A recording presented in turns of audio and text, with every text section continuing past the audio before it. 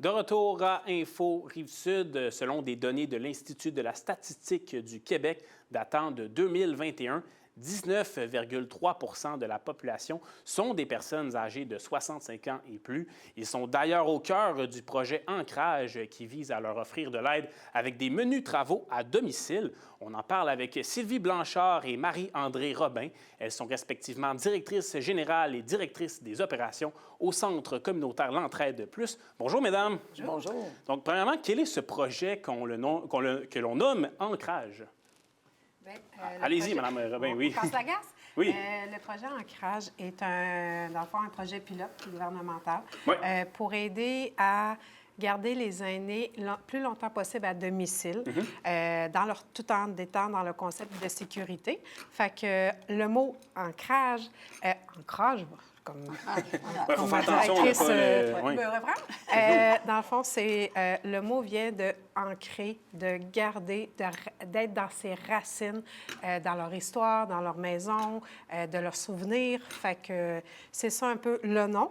Et le projet, c'est vraiment de garder le plus longtemps possible les aînés à domicile. Parce que c'est une volonté que l'on entend beaucoup avec toutes les ressources intermédiaires qui sont grandement occupées, les hôpitaux, les CHSLD, ça fait bien entendu les manchettes durant la pandémie. On veut donc garder les aînés à domicile.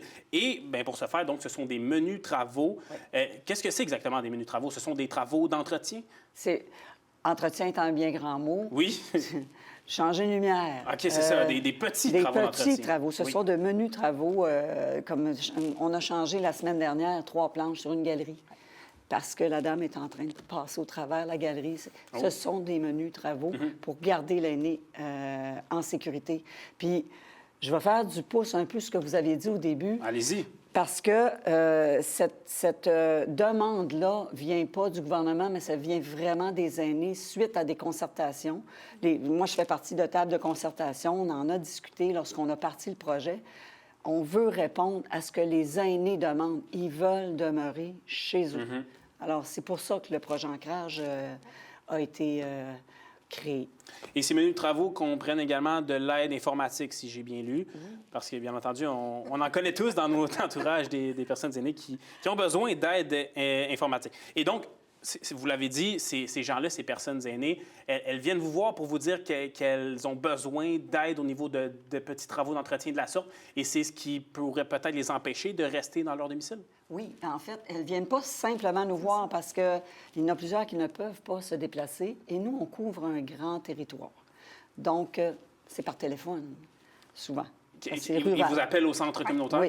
OK. Oui. Voilà. Et que faites-vous d'autre à ce niveau-là? Est-ce que vous recrutez des bénévoles, je crois bien, qui... Bien sûr. Voilà, on a toujours besoin. C'est eux qui vont aller faire ces menus de travaux. Voilà. Bien sûr. Parce que plus on a de demandes, plus qu'on a de bénévoles pour aider à la demande. Fait que c'est vraiment un équilibre d'entraide et de solidarité.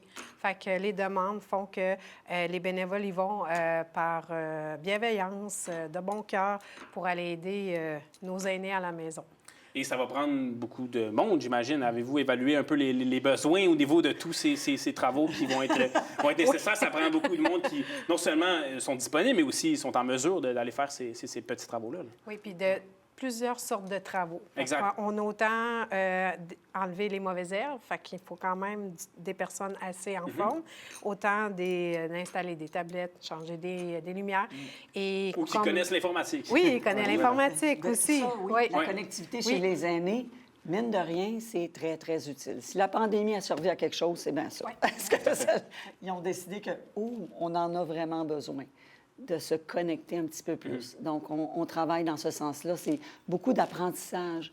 Puis aussi, collaborer avec les fournisseurs Internet, parce que souvent, ils ne savent pas vraiment comment parler à ces gens-là. Ils n'ont pas le même langage.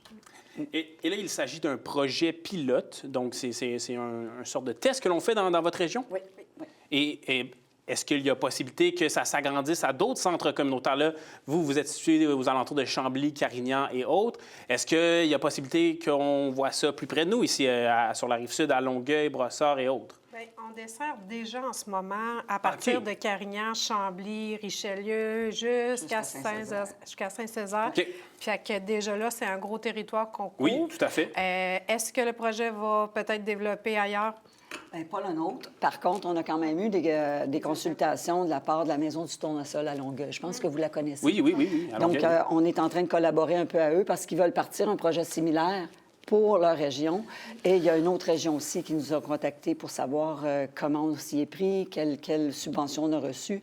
On a donné l'information qu'on a. Puis nous-mêmes, on a collaboré avec des gens de Gatineau qui nous ont aidés à mettre en place le projet parce qu'il est pilote chez nous, mais il va continuer. Nous, on doit le pérenniser. On veut le pérenniser parce que le besoin est là.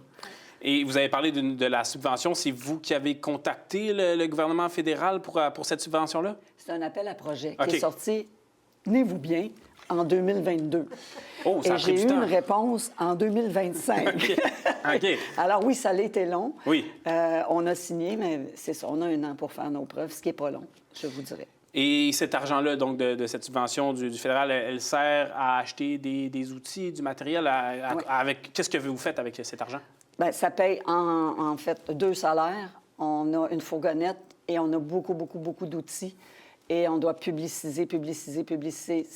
Donc, les montants, en ce moment, et ça coûte toujours plus cher le démarrage d'un projet, plus que la durée. On aurait pu le durer dans le temps avec beaucoup moins de moyens, puis c'est ce qu'on va faire là, quand on va le pérenniser. Je vois bien Mme Blanchard et Robin du Centre communautaire L'Entraide Plus. Merci beaucoup. Merci. Et c'est ce qui conclut l'émission à Info Rive-Sud. On se retrouve jeudi, 17h. À la prochaine.